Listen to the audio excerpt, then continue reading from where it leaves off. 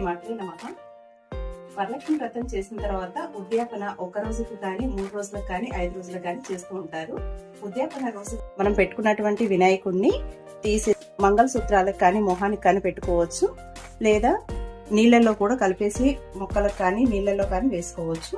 ఆ తర్వాత కలశం ఉంటుంది కదండి, ఈ కలశంలో పైన ఉన్నటువంటి కొబ్బరికాయని గుమ్మానికి బ్లౌజ్ పీస్ పెడతాం కదా, ఇందులో కట్టేసేసి రక్షగా మన ఇంటికైనా కట్టుకోవచ్చు, లేదా కొబ్బరికాయ కొట్టి ప్రసాదంగా కూడా తినవచ్చు, పంచవచ్చు.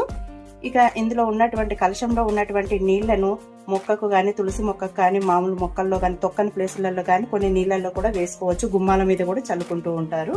ఆ తర్వాత దేవుడు మనం విగ్రహాలు అవన్నీ పెట్టుకుంటాం కదా, వీటిని పునఃప్రతిష్టాపన చేసుకోవాల్సి ఉంటుంది. తర్వాత మండపం మీద ఉన్నటువంటి తాంబూలం, పండు తాంబూలాలు, బియ్యం ఇవి ఉంటాయి కదా, వీలైతే పంతులు గారికి ఇవ్వచ్చు, గుళ్ళో ఇవ్వచ్చు, లేదా మనమైనా పరమన్నంగా వండేసి నైవేద్యంగా తినొచ్చు, పంచొచ్చు.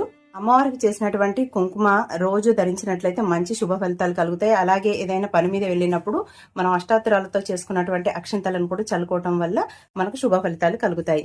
వీడియో కనుక నచ్చినట్లయితే లైక్ చేయండి, షేర్ చేయండి, అలాగే సబ్స్క్రైబ్ చేయండి. ఓం శ్రీమాత్రే నమః.